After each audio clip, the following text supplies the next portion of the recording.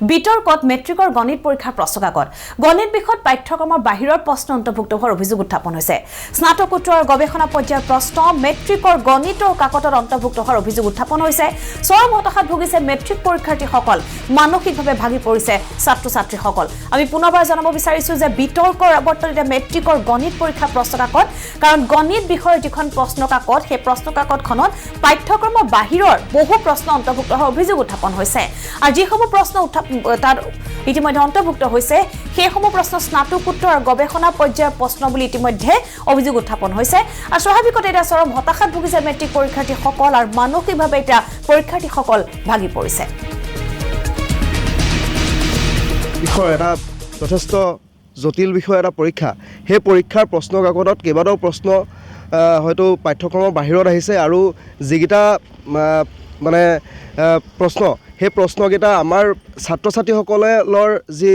দশমমান শ্ৰেণীৰ ছাত্ৰ-ছাত্ৰীসকলে সেই প্ৰশ্নটো এটেম্প কৰিবলৈ তেওঁলোকৰ কাৰণে মানে উপযুক্ত হোৱা নাই আৰু বহুত মানে হাই ৰেঞ্জৰ হৈছে যিসমূহ হয়তো আমাৰ বা গৱেষণাৰ ক্ষেত্ৰত অহা প্ৰশ্ন বা মাষ্টাৰ ডিগ্ৰী এনেকুৱা ধৰণৰ প্ৰশ্ন তাত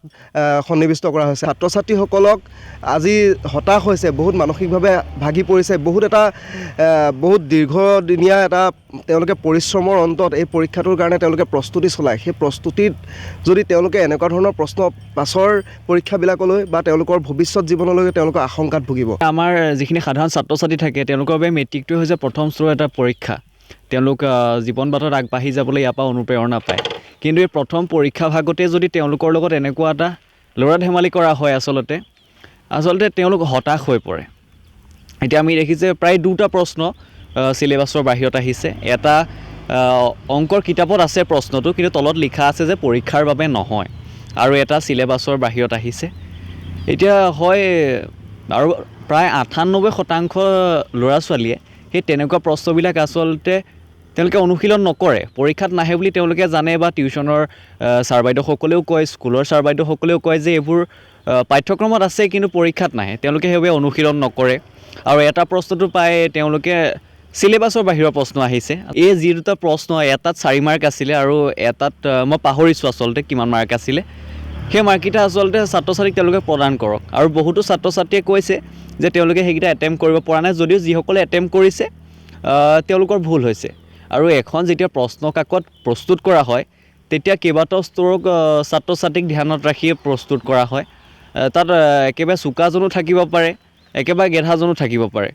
এতিয়া সেই প্ৰশ্নপেপাৰখন সকলোৱে এটেম্প কৰিব পৰা পাছ কৰিব পৰাকৈ প্ৰশ্নখন প্ৰস্তুত কৰা হয় কিন্তু আমি দেখি যে ইয়াত বহুতো বিসংগতি আহিছে যিখিনি ধৰি লওক ভাল ছাত্ৰ-ছাত্ৰী আছে আমি তেখেতসকলৰ লগতো আলোচনা কৰিছোঁ যে আমি লেটাৰ বা 100% 100% নম্বৰ পাম বুলি আশা কৰি থকা ছাত্ৰ-ছাত্ৰীসকলে 20 নম্বৰলৈকে কুৱেশ্যন এৰি থৈ আহিবলগীয়া হৈছে আমি এটা আহ্বান জনাওঁ চৰকাৰক এই প্ৰশ্ন দুটাৰ মাৰ্কসমূহ তেওঁলোকক আমি প্ৰদান কৰিবলৈ অনুৰোধ জনাইছোঁ যিহেতু চিলেবাছৰ বাহিৰত এইকেইটা প্ৰশ্ন সেই মাৰ্কছকেইটা ফুল মাৰ্কছ আমি দিবলৈ চৰকাৰক অনতিপলমে আহ্বান জনাইছোঁ